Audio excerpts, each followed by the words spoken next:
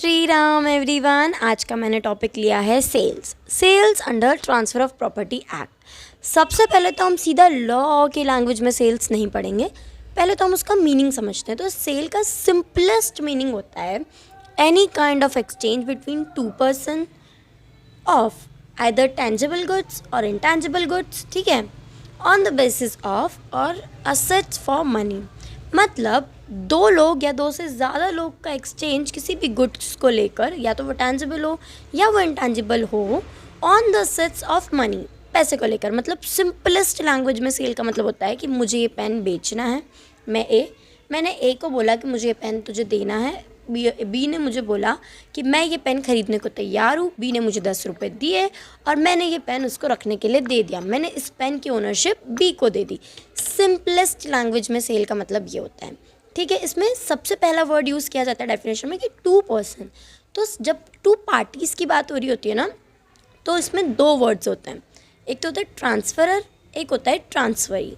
तो ट्रांसफ़र हुई मैं, जो ओनरशिप देता है वो ट्रांसफरर होता है, ठीक है, और जिसको ओनरशिप मिलती है वो होता है ट्रांसफरी।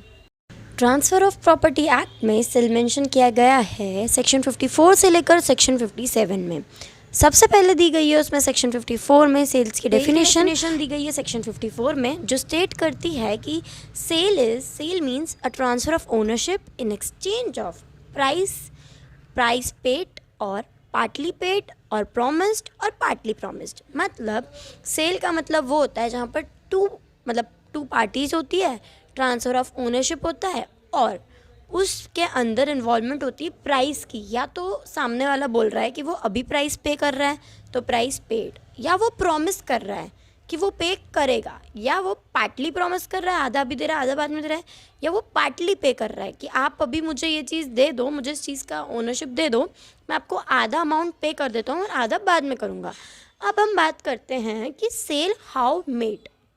तो सेल कैसे की जाती है, तो दो चीज़ें होती हैं, एक तो tangible immovable property, tangible movable property. तो जितनी भी टेंजिबल मूवेबल प्रॉपर्टी होती है जिनका प्राइस 100 रुपीज़ से कम होता है ना, तो उसको हम डायरेक्टली डिलीवर कर सकते हैं, उसका पोजीशन ओनरशिप हम उसको डायरेक्टली दे देते हैं, मतलब उसमें रजिस्ट्रेशन नहीं होता है।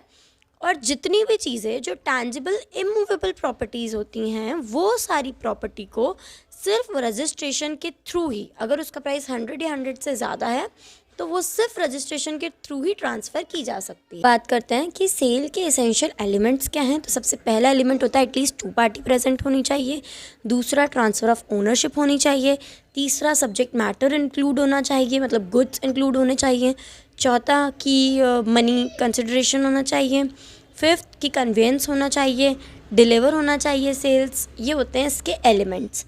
अब हम बात करते हैं सबसे पहले एलिमेंट की, इंक्लूड करता है कि टू पार्टीज़ का इन्वॉल्वमेंट होना ज़रूरी होता है। जैसे एक ट्रांसफ़र होना चाहिए, एक ट्रांसफरी होना चाहिए। ट्रांसफ़र वो होता है जो ट्रांसफ़र करता है, हम सिंपल लैंग्वेज में बोले तो जो सेलर होता है, और ट्रांसफरी वो होता है जो वो चीज़ जिसको ओनरशिप मिलती है और जो उसका बायर होता है। इसके अलावा जो ट्रांसफ़रर होता है वो ओनर होना चाहिए प्रॉपर्टी का, और ये दोनों साउंड माइंडेड होने चाहिए, माइनर होने चाहिए।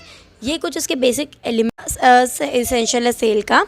सब्जेक्ट मैटर का मतलब ये होता है कि ट्रांसफ़र ऑफ प्रॉपर्टी एक्ट सिर्फ इमूवेबल प्रॉपर्टीज से डील करता है।